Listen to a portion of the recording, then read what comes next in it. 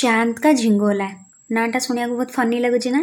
Actually ପୋଏଟ୍ରିଟା ବି ସେମିତି ପୁରା କୌତୁହଳ। ଠିକ୍ ଅଛି, ତୁମମାନଙ୍କୁ ବହୁତ ମଜା ଆସିବ। ତାହେଲେ ଆଜି ଆମେ ଏଇ ପୋଏଟ୍ରି ବିଷୟରେ ଆଜି ପଢ଼ିବା। ତାହେଲେ ଦେଖ, ଆର ରାଇଟର ହେଉଛନ୍ତି କିଏ? ରାମଧାରୀ ସିଂ ଦିନକର। ଫାଷ୍ଟ ଆମେ କବି ପରିଚୟ ପଢ଼ିବା, ତାପରେ ଆମେ ପୋଏଟ୍ରି ବିଷୟରେ ଟିକେ ଜାଣିବା, ସମୟକୁ ଧାରଣା ପାଇବା, ତାପରେ ଆମେ ପୋଏଟ୍ରି ଆଡ଼କୁ ଯିବା। ଠିକ୍ ଅଛି, ତାହେଲେ ଦେଖ କବି ପରିଚୟ, ତାର କବି ହେଲେ କିଏ ଫାଷ୍ଟ ତୁମକୁ ମନେ ରଖିବାକୁ ପଡ଼ିବ, କାହିଁକିନା ଏଥର କ୍वेଶ୍ଚन ବି ଆସୁଛି। ତ ଚାंद का झिंगोला का कवि कौन है? कवि है रामधारी सिंह दिनकर। तापर देखो, रामधारी सिंह दिनकर जी का जन्म 30 सितंबर सन 1908 को सिमरिया घाट मुंगेर, जोटा कि बिहार अच्छी, बिहार में हुआ। छात्रावस्था में ही दिनकर का ओजोइसी कवि रूप सामने आ गया। तो जब दिनकर जी छात्र थे तब उनका आग्रह आया किसके लिए? कविता लिखने के लिए। दिनकर राष्ट्रीय भावधारा के प्रमुख कवि रहे। उन्हें शौर्य और वीरता का कवि माना जाता है। तो दिनकर जी को हम क्या मानते हैं? कौन सी कवि मानते हैं? तो हम उन्हें शौर्य और वीरता का कवि मानते हैं। दिनकर जी को बहुमुखी प्रतिभा का विस्तार गद्य और पद्य दोनों में हुआ था। ठीक है, तो दिनकर जी बोथ गद्यों में भी और पद्यों में भी लिखा करते थे। उनके काव्य ग्रंथों में प्रमुख है, तो उनके जो लिखे गए काव्य है तो वो है रेणुका, हुंकार, रसवंती, कुरुक्षेत्र, रश्मिरथी, उर्वशी, हारेका, हरिनाम, बापू, दिल्ली इत्यादि। गद्य ग्रंथों में प्रमुख है, तो ये जो रहा ये काव्य था क्या? रेणुका से लेकर दिल्ली तक। और गद्य क्या है? गद्यों में था देश विदेश, मेरी यात्राएं, अर्धनारीश्वर, मिट्टी की ओर, रेत की फूल, संस्कृति के 4 अध्याय इत्यादि। तो ये सब थे उनके ग्रंथ और काव्य। ठीक है, दिनकर जी राज्यसभा के सम्मानित सदस्य रहे। तो ये जो दिनकर जी थे तो वो राज्यसभा के एक सम्मानित सदस्य रहे थे। भारत सरकार ने उनको पद्म भूषण के उपाधि से अलंकृत किया गया था। पद्म भूषण जो कि एक बहुत ही बड़ा उपाधि है, तो ये उपाधि किन्हें मिला था? दिनकर जी को। ठीक है, उन्हें उर्वशी महाकाव्य के लिए ज्ञानपीठ पुरस्कार दिया गया था। तो एक पुरस्कार पाए थे वो, जिसका नाम है ज्ञानपीठ। वो ज्ञानपीठ पुरस्कार इन्हें किस वजह से मिला था? उर्वशी, वो एक महाकाव्य का नाम है। ठीक है, तो आपको लगभग कवि के बारे में पता चल चुका होगा। तो हम कविता के और बढ़ते हैं। तो देखो बच्चों, तो ये कविता में है क्या? ये जो चांद का झिंगोला है ये क्या है? ठीक है, तो बच्चे दिन ब दिन बढ़ते हैं। ठीक है, सब बच्चे बढ़ते हैं कि नहीं? तुम बचपन में जैसे छोटे थे अभी उसी तरह छोटे हो क्या? छोटे तो नहीं हो ना, तुम दिन ब दिन बढ़ रहे हो। इसीलिए उनकी पोशाक बड़ी साइज़ की बना ली जाती है। तो माँ जब कपड़े खरीदने जाते हैं तो क्या करती है? बड़े बड़े साइज़ के कपड़े ले आती है, ताकि उन्हें पता होता है ना मेरा बच्चा बढ़ जाएगा कुछ ही दिनों में, फिर उसको ये पुराना वाला कपड़ा फिट नहीं आएगा। इसीलिए जो माँ जाती है कपड़े खरीदने के लिए तो वो क्या करती है? बड़ी साइज कपड़ा ले आती है। ठीक है, इसीलिए उनकी पोशाक बड़ी साइज की बना ली जाती है। लेकिन चांद घटता घटता अमावस के दिन दिखाई नहीं देता। जो चांद होता है उसका साइज एकदम फिक्स नहीं रहता। क्यों? जब अमावस आता है, जब अमावस के दिन करीब आता है तो चांद क्या होता है? घटता है। मतलब चांद पहले पूर्णिमा में ऐसे दिखाई देता है, ठीक है, फिर घटता है, ऐसे ऐसे घट के ऐसे हो जाता है, और अमावस के दिन ये बिल्कुल दिखाई ही नहीं देता। लेकिन चांद क्या चाहता है? वो चाहता है कि उसके लिए एक झिंगोला या कुर्ता सिलवा दिया जाए। ठीक है, चांद को एक झिंगोला चाहिए। झिंगोला का मतलब क्या होता है? अभी तो सर्दी के मौसम चल रहा है, तुम लोग अभी भी स्वेटर यूज़ कर रहे होगे।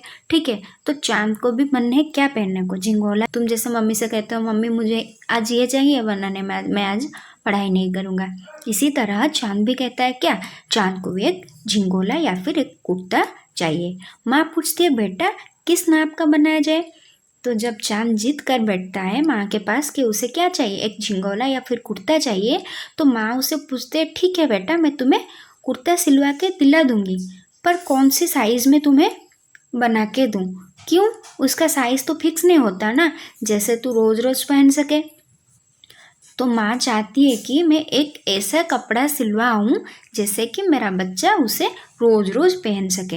एक कपड़ा थोड़ी ही एक दिन के लिए सिलाया जाता है। तो माँ कहती है कि तू अपना साइज़ बता, जैसे कि मैं कुर्ता बनाऊं और तुझे रोज रोज फिट आए। ठीक है, रोज रोज क्यों नहीं फिट आएगा?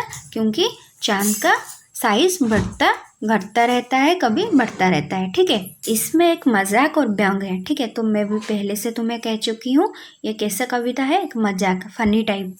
सदा अस्थिर के लिए कुछ नहीं किया जा सकता। इस चैप्टर में हमें क्या सीखने को मिलता है? यह कविता से हमें यह सीखने मिलता है कि जो सदा अस्थिर रहता है, मतलब स्थिर नहीं होता कोई भी काम में, मतलब आज मैं ये कर रहा हूँ कल वो कर दूंगा, जो ऐसे हमेशा अपने सपोज अपने मोटो को कोई स्थिर नहीं रखता। मतलब आज उसे पूछो तो कहेगा वो मुझे डॉक्टर बनना है, कल जाके पूछो वो बोलेगा इंजीनियर बनना है। तो ऐसे कुछ हो नहीं सकता ना। पहले आपको क्या करना पड़ेगा? एक मोटो फिक्स करना पड़ेगा।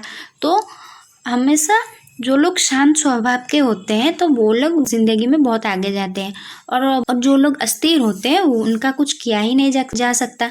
जैसे कि चांद अस्थिर है, इसीलिए उसके परफेक्ट साइज का क्या झिंगोला नहीं बनाया जा सकता, क्योंकि वो तो स्थिर नहीं है ना। इसीलिए आपको हमेशा स्थिर होकर मतलब कंस्टेंट रहना चाहिए, अपने शांत होकर अपना हर काम करना चाहिए। ठीक है, तो चलिए अभी बढ़ते हैं हम कविता के ओर।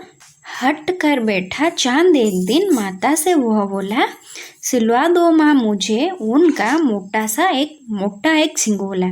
सनसन चलती हवा रात भर, जाड़े से मैं मरता हूँ, ठिठुर ठिठुर कर किसी तरह यात्रा पूरी करता हूँ।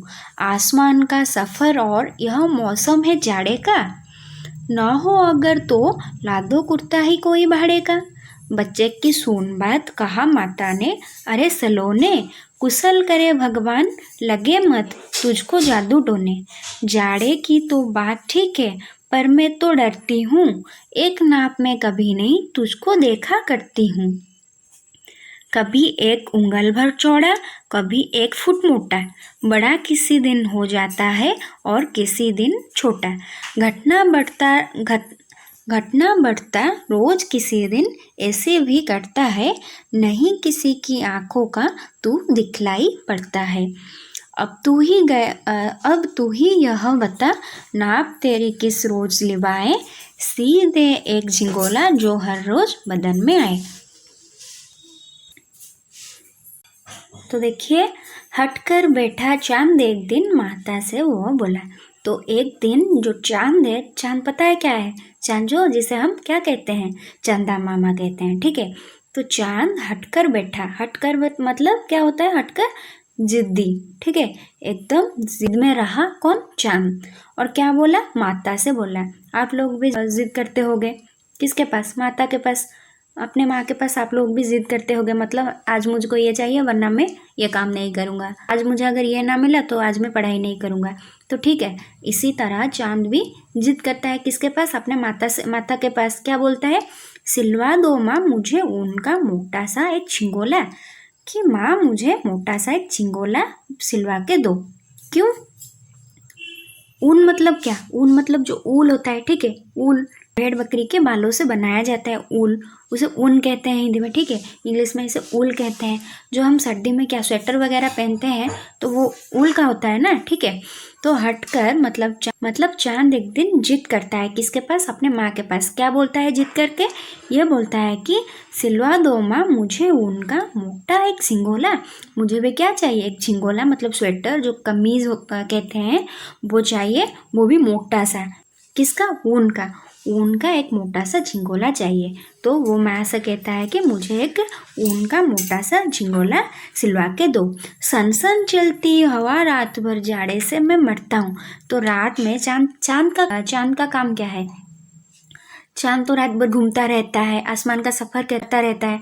तो जब सर्दी का मौसम होता है तब हवा कैसे चलती है? सनसन। ठीक है, तो चांद क्या कहता है अपने माँ से? सनसन चलती हवा रात भर। रात भर कैसे हवा चलती है? सनसन हवा चलती है। जाड़े से मैं मरता हूँ, तो मुझे भी ठंड लगती है। अगर सर्दी के मौसम में सनसन हवा चलेगी, ठंड तो लगेगी ही ना। तो चांद को क्या लगता है? ठंड लगता है, और यानी वो जाड़े से मरता है। ठिठुर ठिठुर कर किसी तरह यात्रा पूरी करता हूँ। ठिठुर ठिठुर का मतलब क्या होता है? ठिठुर ठिठुर का मतलब होता है कांपना। ठीक है, हम लोग सर्दी में कैसे करते हैं, वो कांपते हैं ना, ଯାହାକୁ ଓଡ଼ିଆରେ କୁହନ୍ତି ଶୀତରେ ପୁରା ଥରଥର ହବା। ଠିକ୍ ଅଛି, ତାହେଲେ चांद कौन कହୁची, चांद कहुची कि सनसन चलती हवा रात भर जाड़े से मैं मरता हूँ। तो तुम्हें प्रश्न यह आएगा, रात भर हवा कैसी हवा चलती है, तो आप उत्तर में क्या लिखोगे, सनसन। ठिठुर ठिठुर कर किसी तरह यात्रा पूरी करता हूँ। चांद अपने को माँ से बोल रहा है कि मैं एकदम बेचारा, मतलब ठिठुर ठिठुर के ये सर्दी के रात में जब सनसन हवा चलती है, मैं जाड़े से ठिठुर ठिठुर कर कांप कांप कर अपनी यात्रा पूरी करता हूँ। आसमान का सफ़र और यह मौसम है जाड़े का। तो चांद का काम क्या है, आसमान का सफ़र करना। ठीक है, हम चांद कहाँ देखते हैं, आसमान ही देखते हैं। तो चांद एक जगह फिक्स रहता है क्या, नहीं रहता, चांद तो घूमता रहता है ना। तो चांद का काम है क्या, आसमान का सफ़र करना। तो जो मौसम है वो मौसम कौन सा मौसम है, जाड़े का मौसम, यानी सर्दी का मौसम। ठीक है, तो सर्दी के मौसम में जब सनसन हवा चलती है रात भर, तो चांद ठिठुर ठिठुर कर आसमान का सफ़र करता है। इसीलिए वो क्या करता है, जिद पकड़ के बैठता है अपने माँ के सामने कि उसे ऊन का मोटा सा एक झिंगोला चाहिए। ठीक है, न हो अगर तो ला दो कुर्ता ही कोई भाड़े का।